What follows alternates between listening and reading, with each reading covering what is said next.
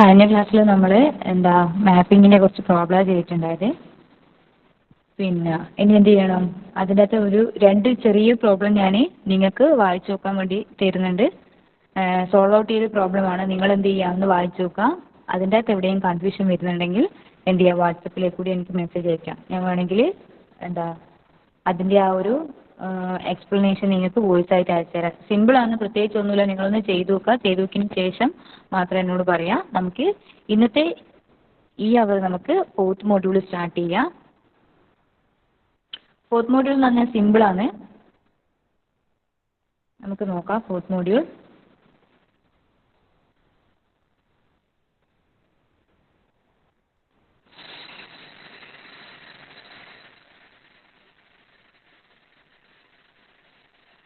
നമ്മുടെ മൊഡ്യൂൾ 4ൻ്റെ അകത്ത് നമുക്ക് പഠിക്കാനുള്ളത് ഒന്ന് കോംപ്ലക്സ് ഇൻറ്റഗ്രേഷൻ, പിന്നെയോ line integral into complex plain, അതിൻ്റെ ബേസിക് ആയിട്ടുള്ള പ്രോപ്പർട്ടികൾ, പിന്നെ ഒരു ഫസ്റ്റ് ഇവാലുവേഷൻ മെത്തേഡ്, പിന്നെ ഒരു സെക്കൻഡ് ഇവാലുവേഷൻ മെത്തേഡ്, പിന്നെ use of representation of path. അത് ഈ ഒരു സെക്കൻഡ് ഇവാലുവേഷൻ മെത്തേഡ് പറയുമ്പോൾ തന്നെ മനസ്സിലാകും. യൂസ് ഓഫ് റെപ്രസെൻറ്റേഷൻ ഓഫ് പാത്തിൻ്റെ ഉപയോഗം എന്താണെന്നുള്ള കാര്യം നമുക്ക് മനസ്സിലാക്കും. പിന്നെ ഒരു കോണ്ടൂർ ഇൻറ്റഗ്രൽ, അതിനുശേഷം ഒരു ഇമ്പോർട്ടൻ്റ് ആയിട്ടുള്ള ഒരു കോഷി ഇൻറ്റഗ്രൽ തിയറം. അത് സിംപ്ലി കണക്റ്റഡ് ഡൊമൈനിൻ്റെ അകത്തും മൾട്ടിപ്ലൈ കണക്റ്റഡ് ഡൊമൈനിൻ്റെ അകത്തും ഉള്ള കാര്യങ്ങൾ പറയുന്നുണ്ട്. പിന്നെയോ അതിൻ്റെ വേറൊരു ടൈപ്പാണ് കോഷീസ് ഇൻറ്റഗ്രൽ ഫോർമുല എന്ന് പറയുന്നത്. അത് ഡെറിവേറ്റീവ് ഓഫ് എ അനലിറ്റിക് ഫംഗ്ഷൻ്റെ കേസും നമുക്ക് പഠിക്കണം. അതിനുശേഷം പിന്നെ 2 സീരീസിനെ കുറിച്ചാണ് നമുക്ക് പഠിക്കാനുള്ളത്. ഒന്ന് ടൈലർ സീരീസും ഒന്ന് മാക്ലൂറിൻ സീരീസും. നിങ്ങൾ ഇതിൻ്റെ അകത്ത് കുറേ കാര്യങ്ങളെല്ലാം എനിക്ക് തോന്നുന്നു പഠിച്ചതാണെന്ന്. എൻ്റെ പേര് കേൾക്കുമ്പോൾ ഭയങ്കര ഒരു വലിയതായിട്ട് തോന്നും. പക്ഷേ ഒന്നുമില്ല, എല്ലാം സാധാരണയായിട്ടുള്ള കാര്യമാണ്. നമ്മൾ റിയലിൽ പഠിച്ച കാര്യം ഒന്ന് ജസ്റ്റ് കോംപ്ലക്സിൻ്റെ അകത്തേക്ക് കൊണ്ടുവരുമ്പം എന്താ സംഭവിക്കുന്നതിലെ കാര്യങ്ങളാണ് ഇതിലെല്ലാം പറയുന്നത്. അപ്പം നമുക്ക് ഒരു കോംപ്ലക്സ് ഇൻറ്റഗ്രേഷൻ എന്താണെന്ന് മനസ്സിലാക്കണം, ലൈൻ ഇൻറ്റഗ്രൽ എന്താണെന്ന് മനസ്സിലാക്കണം, അതിൻ്റെ ബേസിക് പ്രോപ്പർട്ടീസ് മനസ്സിലാക്കണം. ഇത്രയും കാര്യമാണ് ഇന്നത്തെ ക്ലാസ്സിൽ എടുക്കാൻ ഞാൻ ഉദ്ദേശിക്കുന്നത്. ഇപ്പോൾ നോക്കാം. ആദ്യം ഒരു ഡെഫിനിഷനാണ് ഇൻഡെഫിനിറ്റ് ഇൻറ്റഗ്രൽ. ഇൻഡെഫിനിറ്റ് ഇൻറ്റഗ്രൽ എന്താ പറയുന്നത്? Indefinite integral is a function whose derivative equals a given analytic function in a region. നമുക്ക് ഒരു റീജിയൻ ഉണ്ടാകും. ആ റീജിയനിൽ ഒരു അനലിറ്റിക് ഫംഗ്ഷൻ ഉണ്ടാകും. ആ അനലിറ്റിക് ഫംഗ്ഷൻ എന്ന് പറയുന്നത് വേറെ ഏതോ ഒരു ഫംഗ്ഷൻ്റെ ഡെറിവേറ്റീവിനോട് ഈക്വൽ ആണെങ്കിൽ നമ്മൾ ആ ഒരു ഫംഗ്ഷനെ എന്ത് പറയും? ഇൻഡെഫിനിറ്റ് ഇൻറ്റഗ്രൽ എന്ന് പറയും. അതായത് സ്മോൾ എഫ് ഓഫ് എക്സ് എന്ന് പറയുന്നത് ഒരു അനലിറ്റിക് ഫംഗ്ഷനും ഇവിടെയുള്ള ഈ ഒരു സ്മോൾ എഫ് ഓഫ് എക്സ് എന്ന് പറയുന്നത് നമുക്കറിയാവുന്ന ഒരു റീജിയൻ്റെ അകത്തെ അനലിറ്റിക് ഫംഗ്ഷൻ ആണെങ്കിൽ ഈ ക്യാപിറ്റൽ എഫിൻ്റെ ഡെറിവേറ്റീവിനോട് അത് ഈക്വലും ആണെങ്കിൽ ക്യാപിറ്റൽ എഫിനെയാണ് നമ്മൾ എന്ത് പറയുന്നത്? ഇൻഡെഫിനിറ്റ് ഇൻറ്റഗ്രൽ എന്ന് പറയുന്നത്. അപ്പോൾ ഇങ്ങനെയുള്ള ഈ ഒരു ഡെഫിനിറ്റ് ഇൻറ്റഗ്രലിനാണ് നമ്മൾ എന്ത് പറയുന്നത്? കോംപ്ലക്സ് ലൈൻ ഇൻറ്റഗ്രൽ എന്ന് പറയുന്നത്. അത് സാധാരണ ഡിനോട്ട് ചെയ്യുന്നത് integral over C F O Z D Z എന്നാണ്.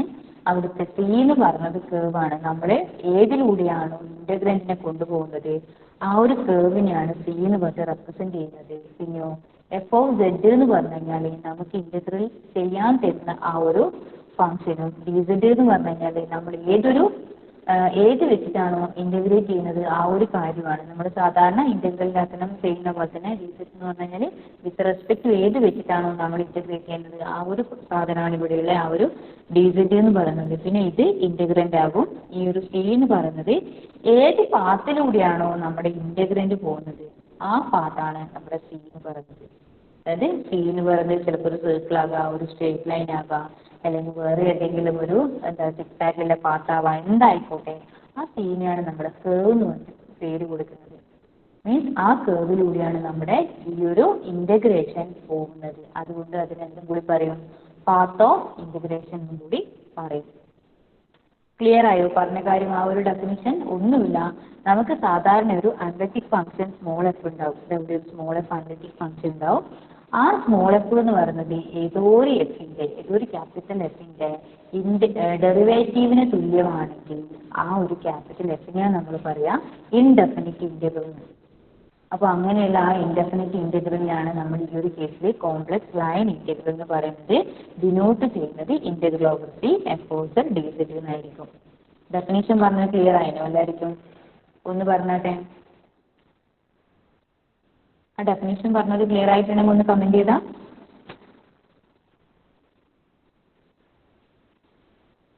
ഒന്നുമില്ല, നമ്മൾ സാധാരണ ഇന്റഗ്രേഷനും ഡെറിവേഷനും യൂസ് ചെയ്യുന്ന പോലെ തന്നെ അവിടെ integral over C F of X D X ആണെങ്കിൽ ഇവിടെ F of Z D Z എന്ന് പറയുന്ന പേരിൽ ചെയ്യുന്നത് മാത്രം. ജസ്റ്റ് എക്സിന് പകരം സെഡ്, അതായത് കോംപ്ലക്സിനകത്ത് നമ്മൾ സെഡ് വെച്ചിട്ടല്ലേ റെപ്രസെന്റ് ചെയ്യുന്നത്, അതുകൊണ്ട് ഇവിടെ സെഡ് വെച്ചിട്ട് നമ്മൾ ഇന്റഗ്രൽ മൂവ് ചെയ്യുന്നു. അവിടെ എന്ത് ചെയ്യുന്നു?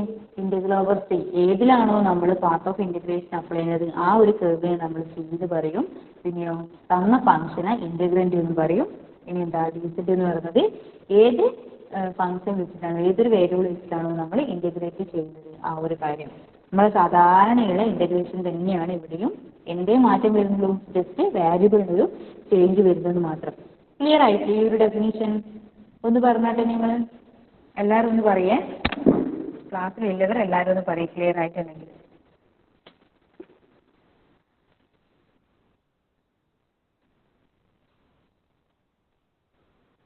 ഓക്കെ.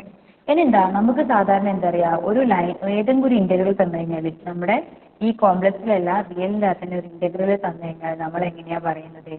അതിന് എന്തെല്ലാം പ്രോപ്പർട്ടി ഉണ്ട്? ലീനിയാരിറ്റി പ്രോപ്പർട്ടി ഉണ്ട്. പിന്നെയോ അതിന്റെ ആ ഒരു ലിമിറ്റിനെ നമുക്ക് നെഗറ്റീവ് ഔട്ട് സൈഡ് എടുത്ത് ഇന്റർചേഞ്ച് ചെയ്ത് എഴുതാൻ പറ്റും. പിന്നെയോ അത് സ്പ്ലിറ്റ് ചെയ്തിട്ട് ഓരോ പാത്തിനനുസരിച്ച് സ്പ്ലിറ്റ് ചെയ്ത് എഴുതാൻ പറ്റും. ഈ കാര്യങ്ങളെല്ലാം നമുക്ക് റിയലിൽ അറിയാം. അതുപോലെ തന്നെയാണ് ഇവിടെയും ഈ ഒരു എന്താ കോംപ്ലക്സ് ഇന്റഗ്രലിനും ഈ പറയുന്ന പ്രോപ്പർട്ടികൾ കംപ്ലീറ്റ് ഉണ്ട്. അതാണ് ഇവിടെ basic properties directly implied by the definition എന്ന് പറയുന്നത്. ഒന്നാമത്തത് ലീനിയാരിറ്റി പ്രോപ്പർട്ടി, അതായത് നമുക്ക് എന്താ integral over C K1 F1 plus K2 F2 D Z എന്ന് തന്നു കഴിഞ്ഞാൽ അവിടെ ഈ F1 F2 ഫംഗ്ഷനും K1 K2 എന്താണ് സ്കേലേഴ്സും ആയിരിക്കും. അങ്ങനെയാണെങ്കിൽ അതിനെ നമുക്ക് K1 into integral over C F1 d z എന്നും plus K2 into integral over C F2 D Z എന്ന് എഴുതാന്നാണ് ലീനിയാരിറ്റി പ്രോപ്പർട്ടി പറയുന്നത്. അപ്പോൾ ഈ ലീനിയാരിറ്റി പ്രോപ്പർട്ടിയാണ് നമ്മൾ പല സ്ഥലങ്ങളിലും യൂസ് ചെയ്യുന്നത്. ആ ലീനിയാരിറ്റി പ്രോപ്പർട്ടി താഴെ ഒരു പാത്തിന്റെ കേസ് പറയുന്നുണ്ട്. അതാണ് നമ്മൾ എന്താണ് പല സ്ഥലങ്ങളിലും പ്രോബ്ലം ചെയ്യാനായിട്ട് യൂസ് ചെയ്യുന്നത്.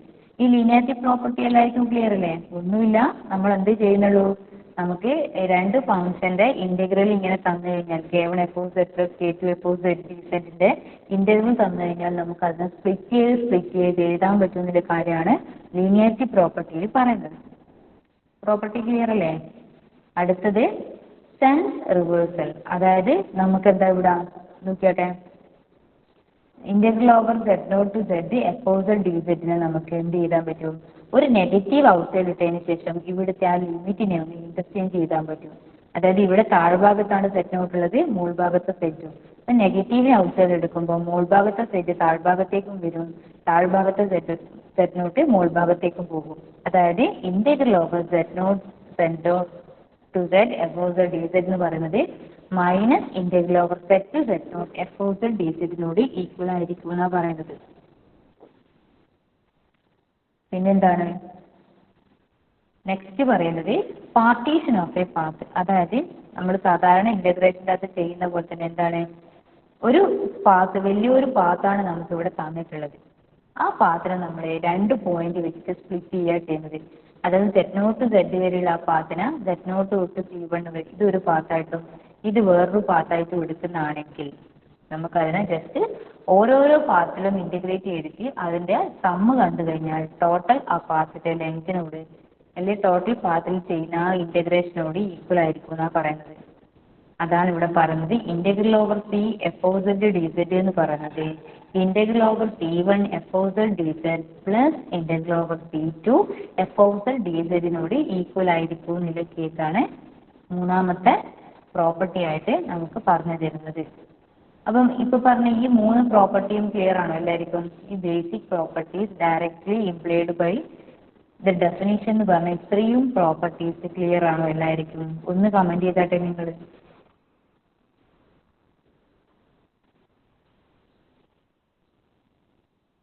ഒന്നുമില്ല, സിമ്പിൾ ആയിട്ടുള്ള കാര്യമാണ്. നമ്മളെ ഡെഫിനേഷൻ മാത്രം ഇവിടെ യൂസ് ചെയ്യുന്നില്ല, ഇന്റഗ്രേഷന്റെ ഡെഫിനേഷൻ. അതിനെ ഒന്ന് ജസ്റ്റ് എന്താ അതിന്റെ ഒരു ബേസിക് ആയിട്ടുള്ള കുറച്ച് കാര്യങ്ങൾ പറയുന്നതെന്ന് മാത്രം. ഓക്കെ. അപ്പൊ ഇനി അടുത്തത് എന്ന് പറഞ്ഞു കഴിഞ്ഞാൽ നമുക്കൊരു ഡൊമെയിൻ പഠിക്കാനുണ്ട്. ആ ഡൊമെയിൻ എന്ന് പറഞ്ഞാൽ സിംപ്ലി കണക്റ്റഡ് ഡൊമെയിൻ എന്നാണ് അതിന്റെ പേര്. എന്താ അങ്ങനെ പേര് വരാൻ കാരണം എന്ന് വെച്ച് കഴിഞ്ഞാൽ നമ്മൾ അതിൻ്റെ അകത്ത് ഏതൊരു കേർവ് എടുത്ത് കഴിഞ്ഞ് കഴിഞ്ഞാലും അത് വിത്തൗട്ട് സെൽഫ് ഇന്റർസെക്ഷൻ ഉള്ളതായിരിക്കും.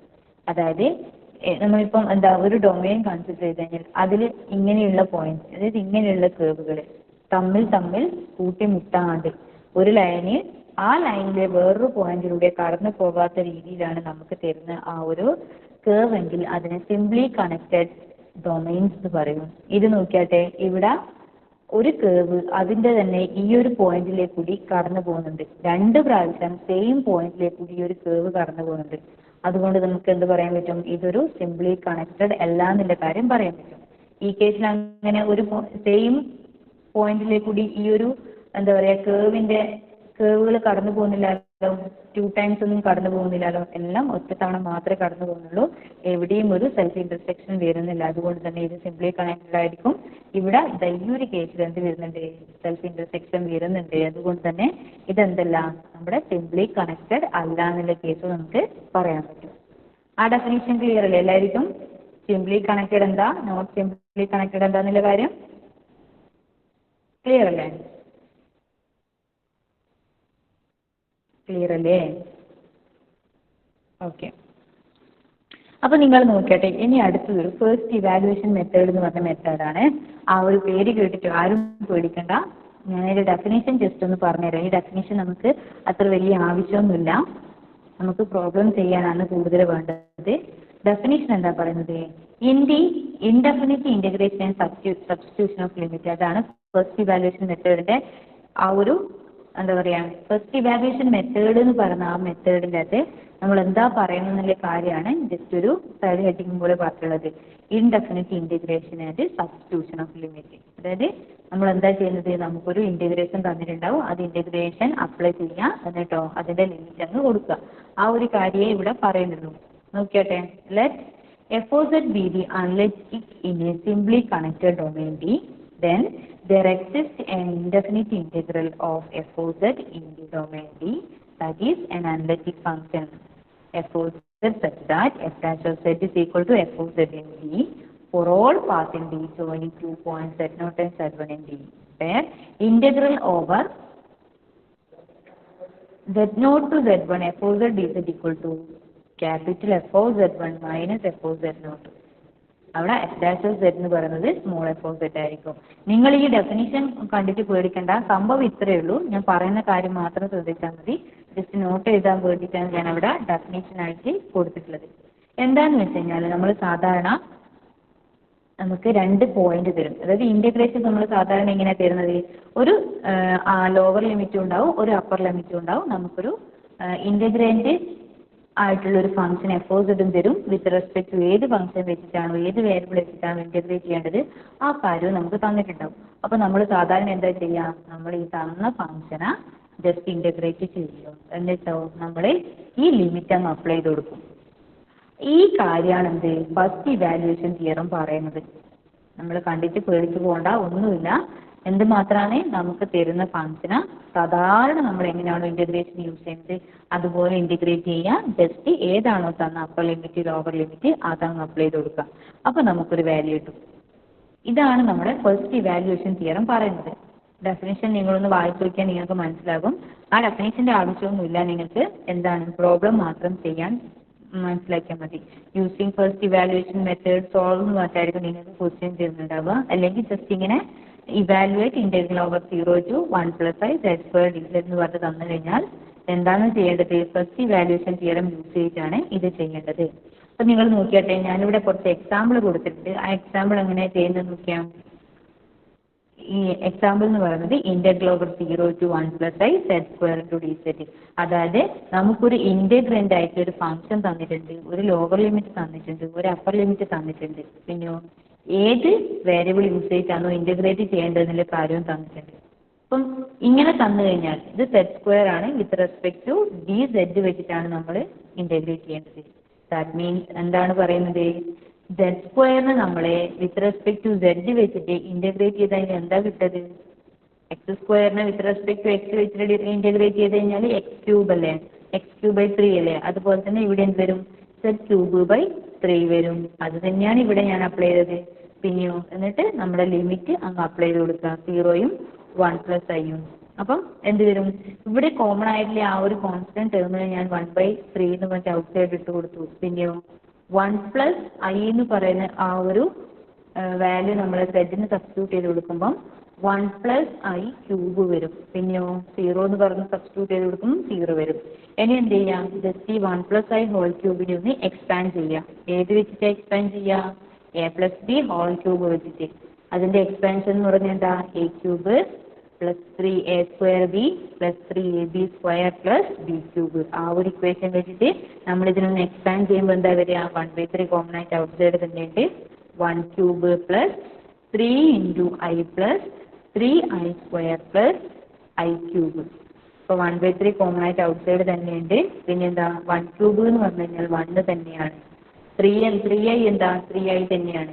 ഇവിടെ 3 × i² ആണ്. i² എന്ന് പറഞ്ഞാൽ -1 വരും. അപ്പോൾ -3 ആയിട്ട് ഇത് മാറും. പിന്നെയോ അടുത്തത് i³ i³ വെച്ചാൽ i² എന്ന് പറഞ്ഞാൽ -1 ആണ്. അതിന്റെ കൂടെ വീണ്ടും ഒരു i കൊണ്ട് മൾട്ടിപ്ലൈ ചെയ്ത് കഴിഞ്ഞാൽ -i ആയിട്ട് വരും.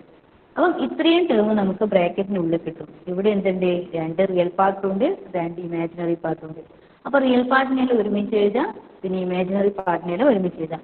റിയൽ പാർട്ടായിട്ട് 1ഉം -3 ഉള്ളത്, അതിനെ രണ്ടും ഞാൻ യോജിപ്പിച്ച് എഴുതി. +i × പിന്നെന്താ ഉള്ളത്, ഇമാജിനറി പാർട്ട് 3യും -1ഉം ഉള്ളത്, അതിന് രണ്ടിനെയും ഞാൻ യോജിപ്പിച്ച് എഴുതി. This is equal to 1/3 × -1 + 2y. ഇനി എന്ത് ചെയ്യാം, ആ 3നെ ഉള്ളിലേക്ക് കൊണ്ടുപോകാം. 1/3ന്റെ 3നെ ഉള്ളിലേക്ക് കൊണ്ടുപോകുമ്പോൾ നമുക്ക് -2/3 + i × 3/2/3 എന്ന് കിട്ടും. ഇതാണ് നമ്മുടെ integral over 0 to 1 + i z² division first evaluation method, അതായത് നമ്മൾ സാധാരണയായി ഇന്റഗ്രലിന്റെ യൂസേജ് ചെയ്യുമ്പോൾ കിട്ടുന്ന ആൻസർ എന്ന് പറയുന്നത്. ഇപ്പോൾ ഫസ്റ്റ് ഇവാലുവേഷൻ മെത്തേഡ് യൂസ് ചെയ്യാൻ എല്ലാവർക്കും മനസ്സിലായില്ലേ, സിമ്പിൾ തന്നെയല്ലേ. നമ്മൾ സാധാരണ യൂസ് ചെയ്യുന്ന ഇന്റഗ്രേഷൻ തന്നെയല്ലേ ഇവിടെ യൂസ് ചെയ്തത്. ക്ലിയർ അല്ലേ ഈ ഒരു കാര്യം പറഞ്ഞത്? ഒന്ന് കമന്റ് ചെയ്താൽ നിങ്ങൾ.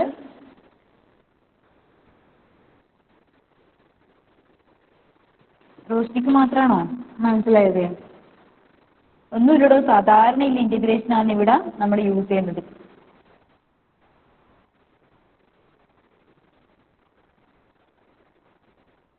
അങ്ങനെയാണെങ്കിൽ നിങ്ങൾ ഈ താഴത്തെ ഈ ഒരു പ്രോബ്ലം ചെയ്ത് നോക്കട്ടെ. Integral over -πi to πi cos z dz, അതിനെ ഒന്ന് ഇന്റഗ്രേറ്റ് ചെയ്തിട്ട് പറഞ്ഞാട്ടെ എത്ര ആൻസർ കിട്ടുന്നതാണ്.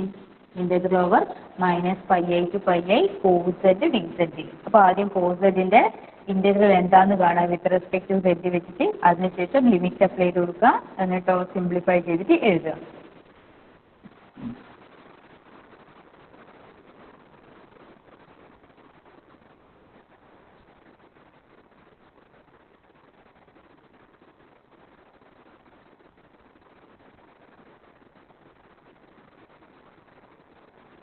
എന്താ ആൻസർ കിട്ടിയാൽ കിട്ടിയ പാടൊന്ന് കമന്റ് ചെയ്യട്ടോ.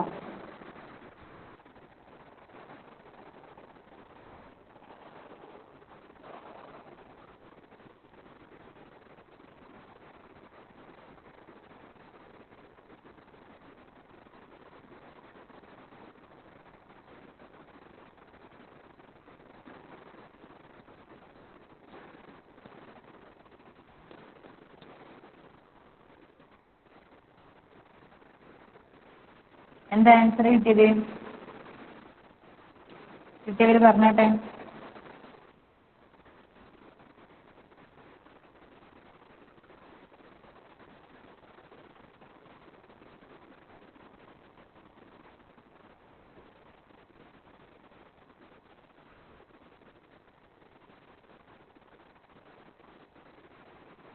എന്താ കിട്ടിയത്?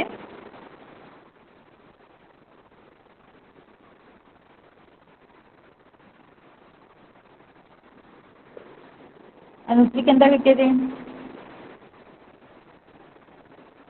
അൺമ്യൂട്ട് ചെയ്ത് പറഞ്ഞാൽ എന്താ കിട്ടിയതെന്ന്.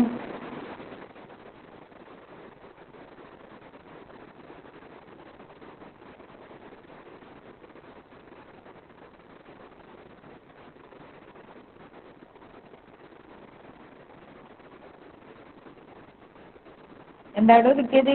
സിമ്പിൾ അല്ലേ? നോക്കിയാട്ടെ എന്താ കിട്ടിയത് നിങ്ങൾക്ക്? ഇതാ കിട്ടാത്തവരൊന്ന് നോക്ക് എങ്ങനെയാണ് ചെയ്യേണ്ടതെന്നുള്ള കാര്യം. ആദ്യം ഞാൻ എന്ത് ചെയ്തു? കോസിന്റെ ഇന്റഗ്രേഷൻ കണ്ടുപിടിച്ചു. കോസിന്റെ ഇന്റഗ്രേഷൻ എന്താ? സൈൻ സെറ്റ്. പിന്നെയോ എന്ത് ചെയ്യണം? ലിമിറ്റ് അപ്ലൈ ചെയ്ത് കൊടുക്കണം. -πi to πi. അപ്പോൾ എന്താ വരിക? ആദ്യം നമ്മൾ അപ്പർ ലിമിറ്റ് അപ്ലൈ ചെയ്ത് കൊടുക്കുക. സൈൻ πi മൈനസ് പിന്നെന്താ വരിക? അടുത്ത ലിമിറ്റ് അപ്ലൈ ചെയ്ത് കൊടുക്കുമ്പോൾ സൈൻ ഓഫ് -πi എന്ന് വരും. This is equal to sine πi അങ്ങനെ തന്നെ എടുത്തു കൊടുക്കുക. പിന്നെന്താ നമുക്കറിയാം? സൈൻ ഓഫ് -x എന്ന് പറയുന്നത് -sin x ഈക്വൽ ആണെന്ന് അറിയാം അല്ലേ? അപ്പോൾ എന്ത് ചെയ്യുക? ഈ πiന്റെ ഈ മൈനസിനെ നമുക്ക് ഔട്ട് സൈഡിലേക്ക് എടുക്കാൻ പറ്റും. അപ്പോൾ +πi പ്ലസ് ആയിട്ട് മാറും. ബാക്കി എന്താ വരിക? സൈൻ πi ബാക്കിയായിട്ട് വരും. അതായത് sign πi plus sine πi എന്നിന്റെ ഫോർമുല നമുക്ക് കിട്ടിയ അതിന്റെ ആൻസർ എന്താണ്? 2 sin πi നമുക്ക് കിട്ടും. ക്ലിയർ അല്ലേ ഈ ഒരു കാര്യം പറഞ്ഞത്? ഒന്ന് കമന്റ് ചെയ്താ. ഈ ഒരു പ്രോബ്ലം ചെയ്തത് ക്ലിയർ അല്ലേ?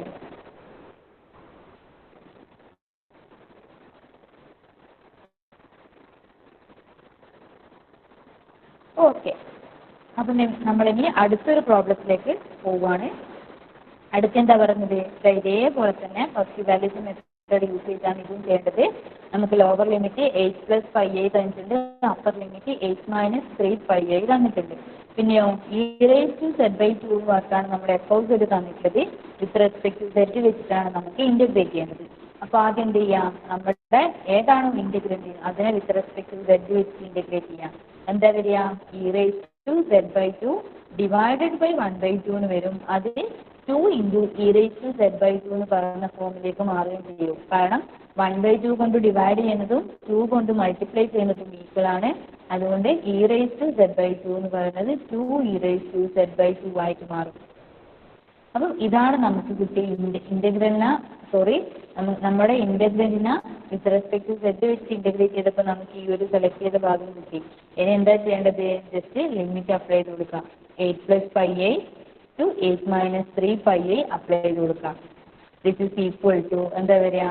2 അതായത് 2 കോമൺ ആയിട്ട് ഔട്ട് സൈഡ് എടുക്കുക. കോൺസ്റ്റന്റ് ടേം ആയതുകൊണ്ട് ഇനി z കാണുന്നിടത്ത് നമ്മുടെ ലിമിറ്റുകൾ അപ്ലൈ ചെയ്ത് കൊടുക്കുക. അപ്പം e⁻z/2 ആണ് ആദ്യം കൊടുക്കുന്നത്. 8-3πi ആണ്. അപ്പം 8നെ 2 കൊണ്ട് ഡിവൈഡ് ചെയ്യുമ്പോൾ ജസ്റ്റ് 4 വരും. ഈ ഭാഗത്ത് ആ 3πi/2 ആയിട്ട് മാറും. പിന്നെയോ -e⁻4+πi/2 എന്ന് വരും. 4 ആയത് എങ്ങനെയാണെന്ന് മനസ്സിലായിട്ടില്ലേ? 8+πi ആണ്. അതിന് ഇവിടെ z/2 ഉള്ളത്. അപ്പം 8/2 എന്ന് പറയുന്നത് 4 ആയിട്ട് മാറും. മറ്റതിനെ ഡിവൈഡ് ചെയ്യണം എന്നുള്ളത് കൊണ്ട് πi/2 ആയിട്ട് അത് അവശേഷിക്കുകയും ചെയ്യും. അപ്പം ദിസ് ഇസ് ഈക്വൽ ടു 2 ഇനി എന്താ സംഭവിച്ചെന്ന് നോക്കിയാട്ടെ. നമുക്കറിയാം e⁻z എന്ന് പറയുന്നത് പീരിയോഡിക് ആണ്. വിത്ത് പീരിയഡ് 2πi ആണെന്നുള്ള കാര്യം. ഇത് പീരിയോഡിക് എന്ന് പറഞ്ഞു കഴിഞ്ഞാൽ ഓരോ 2πi കൂടുന്നതിനനുസരിച്ചും നമ്മുടെ ആ ഒരു e⁻z എന്ന് പറയുന്ന ഫംഗ്ഷൻ സെയിം സാധനത്തിലേക്ക് തന്നെ മൂവ് ചെയ്യും. മീൻസ് എന്താണ്? നമ്മളിപ്പം ഒരു സർക്കിൾ എന്ന് പറയുന്നത് 0 to 2π ആണ്. അപ്പം എന്താ നിങ്ങൾക്ക് പറഞ്ഞു തരാം? നമ്മുടെ സൈൻ സെറ്റുകൾ പീരിയോഡിക് ആണ്, കോസ് സെറ്റുകൾ പീരിയോഡിക് ആണ്. അതെന്താണ്? ഓരോരോ പർട്ടിക്കുലർ പീരിയഡ് കഴിയുന്നതിനനുസരിച്ച് അത് റിപ്പീറ്റ് ചെയ്ത് വന്നുകൊണ്ടിരിക്കും. സെയിം സാധനത്തിലേക്ക് തന്നെ റെപ്പറ്റീഷൻ പോകും. അതുകൊണ്ടാണ് നമ്മൾ എന്ത് പറയുന്നത്? അത് പീരിയോഡിക് നാച്ചർ ആണെന്നുള്ള കാര്യം പറയുന്നത്. അപ്പം നിങ്ങൾ നോക്കിയാട്ടെ, ഇവിടെ 3πi/2 πi/2 ഈ രണ്ട് കേസ് ഉണ്ട്. ഇതിനെ നമുക്ക് സം ചെയ്ത് എഴുതുമ്പോൾ എന്താ സംഭവിക്കുന്നത്? e⁻4-3πi/2 ഈ 3πi/2 ഈ πi/2 എന്തായി മാറും? അതങ്ങ് ക്യാൻസൽ ആയിട്ട് പോകും. എന്താ കാരണം? അതൊരു പീരിയോഡിക് ആണ്. പീരിയോഡിക് ആയതുകൊണ്ട് ഇതിന്റെ ആവശ്യം വരുന്നില്ല. ഇതിനെ നമ്മൾ ജസ്റ്റ് സ്പ്ലിറ്റ് ചെയ്ത് എഴുതുമ്പം e⁻3πi/2 പിന്നെ കൂടി ഒരു e⁻πi/2 വരും. അത് രണ്ടും കൂടി എന്തായിട്ട് മാറും? πi ആയിട്ട് മാറും. അതന്നെ ക്യാൻസൽ ആയിട്ട് പോകും. അപ്പം 2 × e⁻4 എന്ന് പറയുന്ന ടേം വരും. e⁻4 എന്ന് പറയുന്നത് 0 ആയതുകൊണ്ട് നമ്മുടെ ഈ ഒരു ഇന്റഗ്രന്റ് എന്ന് പറയുന്നത് ടോട്ടലായിട്ട് എന്തായി മാറും? 0 ആയി മാറും. അപ്പോൾ എന്താണ് നമുക്ക് ഈ ഒരു ഇന്റഗ്രേഷൻ കിട്ടുക? ഈ ഇന്റഗ്രേഷൻ എന്ന് പറയുന്നത് 0 ആയിട്ട് കിട്ടും. കാരണം എന്താണ്? ഇവിടെ ഈ ഒരു പീരിയോഡിസിറ്റിന്റെ കാര്യം അപ്ലൈ ചെയ്യുന്നത് ഓർമ്മിക്കാം. നമ്മുടെ ഈ ഒരു e⁻z എന്ന് പറയുന്നത് പീരിയോഡിക് നേച്ചറാണ് വിത്ത് പീരിയഡ് 2π ആയി. അപ്പം ഈ ഒരു പ്രോബ്ലം പറഞ്ഞത് ക്ലിയർ ആയിട്ടില്ല എല്ലാവർക്കും? ഒന്ന് കമന്റ് ചെയ്താട്ടെ.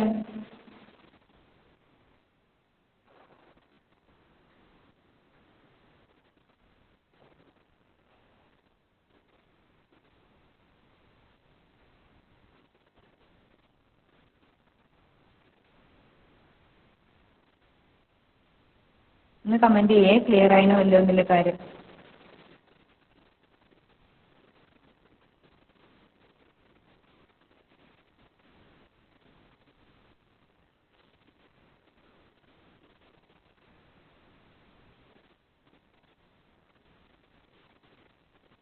കമന്റ് ചെയ്യടോ ക്ലിയർ ആയിനോ അല്ലോ എന്നുള്ള കാര്യം, എന്നാലേ എനിക്ക് അടുത്തതിലേക്ക് പോകാൻ പറ്റൂ.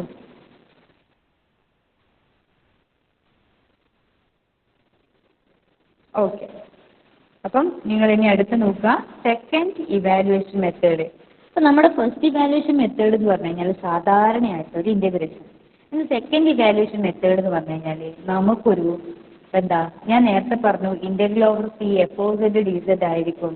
അവിടുത്തെ ആ സി എന്ന് പറയുന്നത് പാത്ത് ഓഫ് ഇൻ്റഗ്രേഷൻ ആയിരിക്കും. അപ്പം ഈ ഒരു പാത്ത് യൂസ് ചെയ്ത് നമ്മൾ എങ്ങനെയാണ് ഒരു ഇൻ്റഗ്രേഷൻ മൂവ് ചെയ്യുന്നത് ആ ഒരു കാര്യം പറയുന്നതാണ് നമ്മുടെ സെക്കൻഡ് ഇൻ്റഗ്രേഷൻ തിയറം. കണ്ട ഇവിടെ ഒരു കേർവ് ഉണ്ട്, അതിനെ പാത്ത് ഓഫ് ഇൻ്റഗ്രേഷൻ എന്ന് പറയും. അപ്പോൾ നമുക്ക് ഏതെങ്കിലും ഒരു ലൈൻ ഇൻ്റഗ്രൽ തന്നു കഴിഞ്ഞാൽ അതിലൂടെ എങ്ങനെയാണ് നമ്മുടെ ആ ഒരു ഇൻ്റഗ്രേഷൻ അപ്ലൈ ചെയ്യാനുള്ള കാര്യമാണ് നമ്മുടെ സെക്കൻഡ് ഇവാലുവേഷൻ മെത്തേഡിൻ്റെ അകത്തെ കൂടി പറയുന്നത്.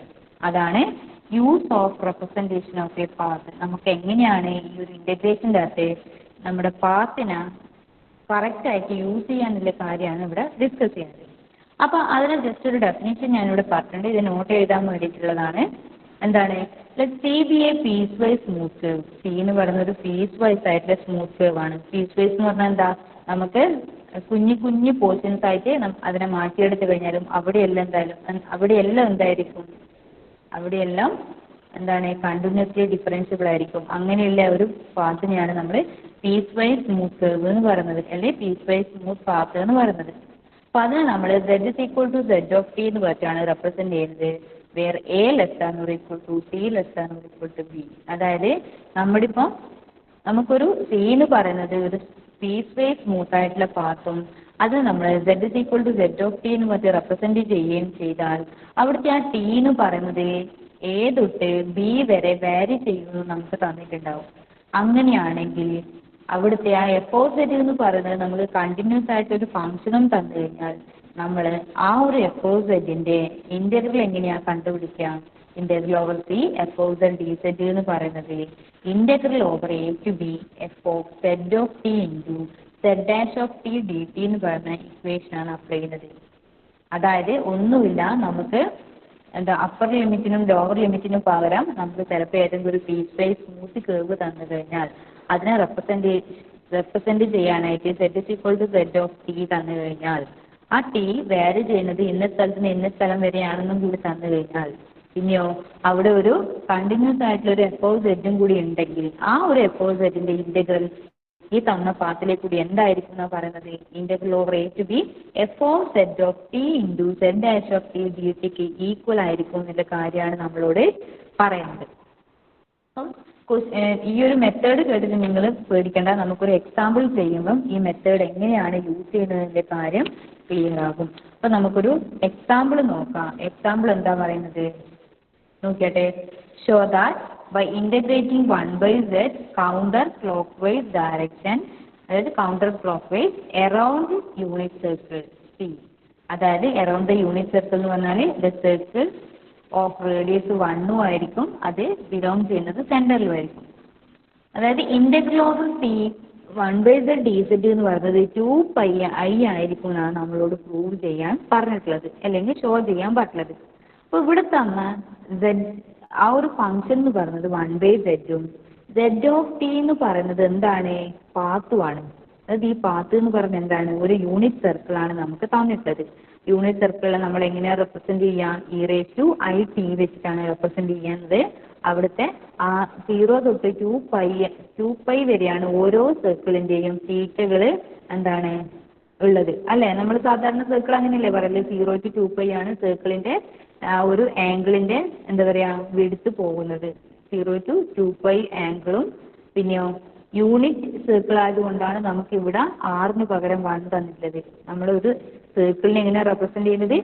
r e⁻θ അല്ലെങ്കിൽ ഒരു കോംപ്ലക്സ് നമ്പറിനെ നമ്മൾ റെപ്രസെന്റ് ചെയ്യുന്നത് r e⁻θ എന്നാണ്. ഇവിടെ ആ ഒരു r എന്ന് പറയുന്നത് യൂണിറ്റ് സർക്കിൾ, ഇത് റേഡിയസ് 1 ആയതുകൊണ്ടാണ് e⁻it വെച്ചിട്ട് നമ്മൾ റെപ്രസെന്റ് ചെയ്യുന്നത്. ഇവിടുത്തെ t വാല്യൂ ചെയ്യുന്നത് എവിടെ നേരത്തേക്കാണ്? 0 തൊട്ട് 2π വരെയാണ്. അപ്പൊ ക്വസ്റ്റ്യൻ പറഞ്ഞിട്ട് ക്ലിയർ ആയിരുന്നു എല്ലാവർക്കും? നമുക്ക് ചോദ്യം എന്താണ്? 1/z എന്ന് പറയുന്ന ആ ഒരു ഫംഗ്ഷന് വിത്ത് റെസ്പെക്ട് ടു ഈ dz വെച്ചിട്ട് നമ്മളോട് എന്താ പറയാ ഇന്റഗ്രേറ്റ് ചെയ്യാനാ പറഞ്ഞത്. അവിടുത്തെ ആ ഒരു കേർവ് എന്ന് പറയുന്നത് യൂണിറ്റ് സർക്കിൾ ആയിരിക്കും. അങ്ങനെ ആ ഒരു യൂണിറ്റ് സർക്കിളിൻ്റെ അകത്തേക്ക് കൂടി നമ്മുടെ ഈ 1/z എന്ന് പറയുന്ന ഫംഗ്ഷൻ ഇന്റഗ്രേറ്റ് ചെയ്യുമ്പം നമുക്ക് കിട്ടുക 2πi എന്നാണ് നമ്മളോട് കാണിക്കാൻ പറ്റുന്നത്. ക്വസ്റ്റ്യൻ ക്ലിയർ ആണോ എല്ലാവർക്കും? ഒന്ന് ക്വസ്റ്റ്യൻ ക്ലിയർ ആണെങ്കിൽ ക്ലിയർ എന്ന് പറഞ്ഞിട്ട്. നമുക്ക് എന്തൊക്കെ കാര്യം തന്നെ ഒരു ഇന്റഗ്രന്റ് തന്നിട്ടുണ്ട്, ഏത് വേരിയബിളിലേക്ക് കൂടിയാണ് മൂവ് ചെയ്യിക്കേണ്ടതെന്ന് പറഞ്ഞിട്ടുണ്ട്, പിന്നെയോ ലിമിറ്റും നമുക്ക് തന്നിട്ടുണ്ട്. നമ്മളോട് ഷോ ചെയ്യാൻ പറയുന്നത് ഇന്റഗ്രൽ ഓവർ പി dz/z എന്ന് പറയുന്നത് 2πiക്ക് ഈക്വൽ ആയിരിക്കും എന്നാണ്. ക്ലിയർ ആയോ? പറഞ്ഞ കാര്യം ഒന്ന് കമന്റ് ചെയ്തട്ടെ ക്ലിയർ ആയിട്ടുണ്ടെങ്കിൽ. ക്വസ്റ്റ്യൻ ക്ലിയർ ആയിട്ടുണ്ടെങ്കിൽ ഒന്ന് പറയടോ. ഒരാൾക്ക് മാത്രമാണോ ക്ലിയർ ആയത്? ഓക്കെ. അപ്പൊ ഇനി നമുക്ക് ഇങ്ങനെ ഈ ഒരു പ്രോബ്ലം ചെയ്യുന്നത് നോക്കാം. ഇത് എക്സാമിന് ചോദിക്കാൻ സാധ്യതയുള്ള ക്വസ്റ്റ്യൻ ആണ്. നിങ്ങളുടെ സീനിയർ ബാച്ചുകാർക്ക് പിന്നെ linear algebra and complex analysis എന്ന് പറഞ്ഞ പേപ്പർ ആയിരുന്നു. അപ്പോൾ അതിലെ കോംപ്ലക്സ് അനാലിസിസിൻ്റെ അകത്ത് ചോദിക്കുന്ന ക്വസ്റ്റ്യൻസ് ആണ് ഞാൻ നിങ്ങൾക്ക് പറഞ്ഞു തരുന്നത്. നിങ്ങൾ ആ ഒരു ലീനിയർ ആൾജിബ്ര മാറിയിട്ട് എന്ത് മാറി? പാർഷ്യൽ ഡിഫറൻഷ്യൽ ഇക്വേഷൻ ആയിരുന്നില്ല ആ ഒരു ചേഞ്ച് ചെയ്യുള്ളൂ. കോംപ്ലക്സ് നമ്പേഴ്സിൻ്റെ ആ ഒരു സിലബസിന് മാറ്റമൊന്നും വന്നിട്ടില്ല. അപ്പം ഇങ്ങനത്തെ ടൈപ്പ് ക്വസ്റ്റ്യൻസ് നിങ്ങൾക്ക് എക്സാമിന് ചോദിക്കാം. അതുകൊണ്ട് ശ്രദ്ധിച്ച് കേൾക്കുക. അപ്പം നിങ്ങൾ നോക്കിയാട്ടെ, നമ്മളോട് യൂണിറ്റ് സർക്കിളിലാണ് നമ്മുടെ ഈ ഒരു ഇൻ്റഗ്രൻറ്റിനെ മൂവ് ചെയ്യിക്കാൻ പറഞ്ഞിട്ടുള്ളത്. അപ്പം z(t) എന്ന് പറയുന്നത് cos t plus i sin t is equal to e⁻it ആണെന്റെ കാര്യം നമുക്കറിയാം. അതായത് ഏതൊരു കോംപ്ലക്സ് നമ്പർ തന്നു കഴിഞ്ഞാലും അതിനൊരു എന്തുണ്ട്? പോളാർ ഫോം ഉണ്ട്. അതാണ് r e⁻it എന്ന് പറയുന്നത്. ഇവിടെ തീറ്റയ്ക്ക് ഞാൻ t കൊണ്ടാണ് റെപ്രസെന്റ് ചെയ്യുന്നത്. പിന്നെ ഇവിടുത്തെ r എന്ന് പറയുന്നത് 1 ആണ്. അപ്പോൾ z(t) എന്ന് പറയുന്നത് e⁻it ആണെന്നുള്ള കാര്യം എനിക്കറിയാം. അങ്ങനെയാണെങ്കിൽ z' എന്തായിരിക്കും? z' എന്ന് പറയുന്നത് ഈ e⁻it-നെ വിത്ത് റെസ്പെക്ട് ടു t വെച്ചിട്ട് ഡിഫറൻഷിയേറ്റ് ചെയ്തതിന് ഈക്വൽ ആയിരിക്കും. അപ്പം z' എന്ന് പറയുന്നത് e⁻it ഇൻറ്റു i വരും. അതായത് i e⁻it വരും. അപ്പം നമുക്ക് z' കിട്ടി. ഇനി എന്ത് കിട്ടണം? f(z)(t) കിട്ടണം. പിന്നെയോ അപ്പം f(z) എന്ന് പറയുന്നത് നമ്മളെ തന്ന ഇക്വേഷൻ പ്രകാരം 1/z ആണ്. ഇനിയോ f(z)(t) അതായത് നമ്മുടെ ഈ ഒരു ഫംഗ്ഷൻ്റെ അകത്ത് z(t) അപ്ലൈ ചെയ്യണം. അപ്പം 1/z ആണ് നമ്മുടെ ആ ഒരു ഫംഗ്ഷൻ എന്ന് പറയുന്നത്. ഇനി ആ z കാണുന്നിടത്ത് എന്ത് ചെയ്യണം? നമ്മുടെ z(t) അപ്ലൈ ചെയ്ത് കൊടുക്കണം. അന്നേരം എന്താ വരിക? 1/e⁻it വരും. 1/e⁻it എങ്ങനെ നമുക്ക് മാറ്റി എഴുതാം? e⁻−it എന്ന് പറഞ്ഞിട്ട് മാറ്റി എഴുതാം. അപ്പം നമുക്കിപ്പം f(z)(t) കിട്ടി, z'(t)യും കിട്ടി. ഇനി നമുക്ക് സുഖമായിട്ട് എന്ത് ചെയ്യാം? നമ്മുടെ സെക്കൻഡ് ഇവാലുവേഷൻ മെത്തേഡ് പ്രകാരമുള്ള ഇക്വേഷൻ്റെ അകത്ത് അങ്ങ് അപ്ലൈ ചെയ്ത് കൊടുക്കാം. ഇന്റഗ്രൽ ഓവർ c f(z)dz എന്ന് പറയുന്നത് ഇന്റഗ്രൽ ഓവർ 0 to 2π. കാരണം ഇവിടുത്തെ ആംഗിൾ വാരി ചെയ്യുന്നത് 0 തൊട്ട് 2π വരെയാണ്. പിന്നെയോ f(z)(t) ഇൻറ്റു z'(t) dt അതാണ് നമ്മുടെ ഇക്വേഷൻ എന്ന് പറയുന്നത്. അപ്പം ഇന്റഗ്രൽ 0 to 2π ഞാൻ അങ്ങനെ കൊടുത്തു. പിന്നെയോ f(z)(t) എന്ന് പറയുന്നത് e⁻−it ആണ് ഞാൻ കണ്ടുപിടിച്ച് വെച്ചിട്ടുണ്ട്. അത് ഞാനിവിടെ അപ്ലൈ ചെയ്ത് കൊടുത്തു. പിന്നെയോ z'(t) dt എന്ന് പറയുന്നത് എന്താന്ന് പറഞ്ഞിട്ടുണ്ട്? i e⁻it ആണ്. അതും ഞാനങ്ങ് അപ്ലൈ ചെയ്ത് കൊടുത്തു. ഇനി എന്ത് ചെയ്യാം? ജസ്റ്റ് ഇതിനൊന്ന് റീഅറേഞ്ച് ചെയ്യാം. എന്നിട്ടോ ഇൻ്റഗ്രേഷൻ അങ്ങ് അപ്ലൈ ചെയ്ത് കൊടുക്കാം. അപ്പം i എന്ന് പറയുന്നത് ഇവിടെ കോൺസ്റ്റന്റ് ടേം ആയിട്ട് ആക്ട് ചെയ്യും. ബാക്കി എന്താ? ഒന്ന് e⁻−it ഉണ്ട്, ഒന്ന് e⁻it ഉണ്ട്. അപ്പം e⁻−it പ്ലസ് it വരും. അതായത് മോൾ ഭാഗത്ത് -it പ്ലസ് it വരും. അതെന്താണ്? e⁻0 ആണ്. e⁻0 എന്ന് പറയുന്നത് 1 ആണ്. അപ്പോൾ നമ്മളെ ഈ ഒരു ഇൻ്റഗ്രൻ്റ് എങ്ങനെയായിട്ട് മാറും? Integral over 0 to 2 pi I dt എന്ന് കിട്ടും. അതെന്താണ്? ഐ ഡി ടിനെ ഇൻ്റഗ്രേറ്റ് ചെയ്യുമ്പം ഇൻ്റഗ്രൽ എന്ന് പറയുന്നത് ഐനെ കോൺസ്റ്റൻ്റ് ആയിട്ട് അവിടത്തേക്ക് ഇടും. പിന്നെ ഇവിടെ 1 ഡി ടി എന്ന് പറയുന്ന ഫോമാണ് ഉണ്ടാവുക. 1 ഡി ടി എന്ന് പറഞ്ഞാൽ ടി ആയിരിക്കും. ടീനെ 0 to 2 pi വേറെ ചെയ്യിച്ചു കഴിഞ്ഞാൽ, അതായത് ലിമിറ്റ് അപ്ലൈ ചെയ്ത് കൊടുത്തു കഴിഞ്ഞാൽ എന്ത് വരും? 2 pi - 0 വരും. അതായത് 2 pi I എന്ന് പറഞ്ഞിട്ട് നമ്മുടെ ഈ ഒരു ഇൻ്റഗ്രേഷൻ കിട്ടും. നമ്മളോട് സോൾവ് ചെയ്യാൻ പറഞ്ഞതും അത് തന്നെയാണ്. Integral over F of Z D Z. ഇവിടെയുള്ള എഫ് ഓഫ് സെഡ് എന്ന് പറഞ്ഞാൽ 1/z ആണ്. അപ്പോൾ integral over T 1/z D Z എന്ന് പറയുന്നത് 2 pi I ആണെന്ന് നമ്മളിവിടെ കണ്ടുപിടിച്ച് വെച്ചു. ക്ലിയർ ആയിനോ ഈ ക്വസ്റ്റ്യൻ ചെയ്തത്? ഒന്ന് കമൻറ്റ് ചെയ്താട്ടെ ക്ലിയർ ആയിട്ടുണ്ടെങ്കിൽ.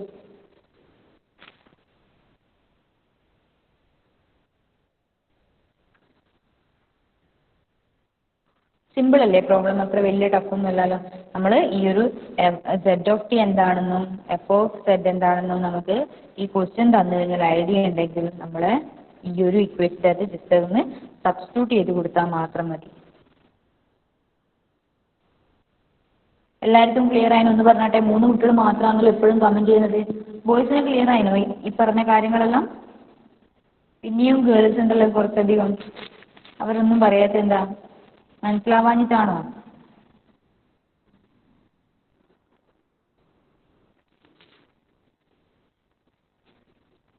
ബോയ്സിന് ക്ലിയർ ആണോ?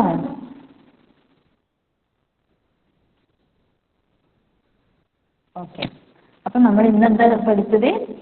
നമ്മുടെ 4th മോഡ്യൂളിൻ്റെ അകത്ത് എന്താണ് ഒരു ഡെഫിനിറ്റ് ഇൻ്റഗ്രലിൻ്റെ കാര്യം പറഞ്ഞു. നോക്കിയിട്ട് ഡെഫിനിറ്റ് ഇൻ്റഗ്രൽ പറഞ്ഞു. അതിനുശേഷം നമ്മൾ ഇൻ്റഗ്രേഷൻ എങ്ങനെയാണ് മൂവ് ചെയ്യുന്നത്, ഒരു ലൈൻ ഇൻ്റഗ്രൽ എന്താണെന്നുള്ള കാര്യം പറഞ്ഞു. ലൈൻ ഇൻ്റഗ്രൽ എന്ന് പറഞ്ഞു കഴിഞ്ഞാൽ സാധാരണ ഒരു ഇൻ്റഗ്രേഷൻ തന്നെയാണ്. അവിടെ ഒരു സി എന്ന് പറയുന്ന കേർവ് ഉണ്ടാവും. ആ കേർവിൻ്റെ പാത്ത് ഓഫ് ഇൻ്റഗ്രേഷൻ എന്ന് പറയും. പിന്നെ എന്താണ്? ഒരു എഫ് ഓഫ് സെഡ് ഇൻ്റഗ്രൻ്റ് ഉണ്ടാകും. പിന്നെ വിത്ത് റെസ്പെക്ട് ടു ഏത് വേരിയബിൾ വെച്ചാണ് ചെയ്യുന്നത് ആ വേരിയബിൾ നമുക്ക് തന്നിട്ടുണ്ടാകും. പിന്നെ ആ ഒരു എന്താ ഇൻ്റഗ്രേഷൻ്റെ ബേസിക് പ്രോപ്പർട്ടി ആയിട്ടുള്ള ലീനിയാരിറ്റിയും സെൻസ് റിവേഴ്സലും പാർട്ടീഷനിങ് ഓഫ് എ പാത്തും നമ്മൾ പറഞ്ഞു. പിന്നെ ഒരു ഡൊമെയിൻ കണ്ടിന്യൂസ് ഒരു സിംപ്ലി കണക്റ്റഡ് ഡൊമെയിനെ കുറിച്ച് പറഞ്ഞു. പിന്നെന്താ സാധാരണയുള്ളൊരു ഇൻ്റഗ്രേഷനെ കുറിച്ച് പറഞ്ഞു. പിന്നെയോ നമ്മുടെ സെക്കൻഡ് ഇവാലുവേഷൻ മെത്തേഡ് യൂസ് ചെയ്തിട്ട്, അതായത് ഒരു ലൈനിലേക്ക് കൂടി നമ്മൾ എങ്ങനെയാണ് ഇൻ്റഗ്രൽ അപ്ലൈ ചെയ്യുന്നതിൻ്റെ കാര്യം കൂടി ഇന്ന് പഠിച്ചു. ഇനിയോ നമ്മളിപ്പോൾ ഒരു ക്വസ്റ്റ്യൻ ആണ് ചെയ്തത് ഈ സെക്കൻഡ് ഇവാലുവേഷൻ മെത്തേഡിലേക്ക് കൂടി. അടുത്ത ക്ലാസ്സിൽ 1-2 പ്രോബ്ലം കൂടി നമ്മൾ ചെയ്യാം. അന്നേരം നിങ്ങൾക്ക് കുറച്ച് കൂടുതൽ ഇത് തറവാകും. അപ്പം നിങ്ങൾ ഈ രണ്ടാമത്തെ ക്വസ്റ്റ്യൻ ഒന്ന് സ്റ്റാർട്ട് ചെയ്ത് വെക്കാം. നമുക്ക് ബാക്കി ഒന്ന് പ്രൊസീഡ് ചെയ്യേണ്ടത് നിങ്ങൾ എങ്ങനെയാണെന്ന് നാളത്തെ ക്ലാസ് ആകുമ്പോഴേക്കും ഒന്ന് നോക്കിയിട്ട് വരാം. ബാക്കി ഞാൻ നാളെയും കൂടി ഡിസ്കസ് ചെയ്ത് തരാം. അപ്പം ഇവിടെ നമ്മളോട് ചോദിക്കുന്നത് evaluate integral over T z conjugate dz where t is given by x is equal to 3t, y is equal to t square minus 1 less than or equal to t less than or equal to 4. അപ്പോൾ നമുക്ക് എന്തെല്ലാം തന്നിട്ടുണ്ട്? ഇവിടെ F of Z തന്നിട്ടുണ്ട്. പിന്നെയോ T എന്ന് പറയുന്ന ആ ഒരു കേർവ്, അതായത് സെഡ് ഓഫ് ടി എന്ന് പറയുന്നതിൻ്റെ പാർട്സായിട്ട് തന്നിട്ടുണ്ട് അല്ലേ. ഇപ്പോഴത്തെ എക്സ് എന്ന് പറഞ്ഞാൽ 3t വൈ എന്ന് പറയുന്നത് t സ്ക്വയർ. അങ്ങനെയാണെങ്കിൽ സെഡ് എന്ന് പറഞ്ഞാൽ എന്തായിരിക്കും? 3t plus t square i എന്ന് വരും. അവിടുത്തെ ആ ടി വാല്യൂ ചെയ്യുന്നത് -1 less than or equal to t less than or equal to 4ലേക്കുണ്ട്. അപ്പം നമുക്ക് ഈ ഒരു കേർവിൻ്റെ അകത്തേക്ക് കൂടിയാണ് എന്ത് കണ്ടുപിടിക്കേണ്ടത്? നമ്മുടെ ഈ ഒരു ഫംഗ്ഷൻ ഇവാലുവേറ്റ് ചെയ്യേണ്ടത്.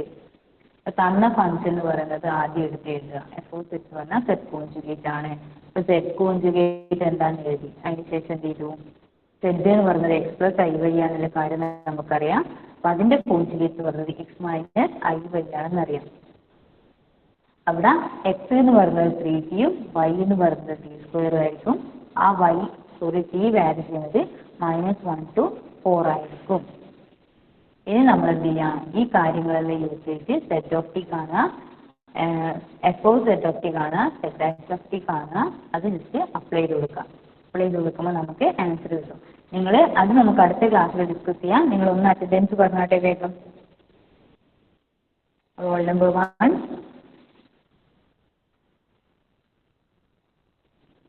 2, 3,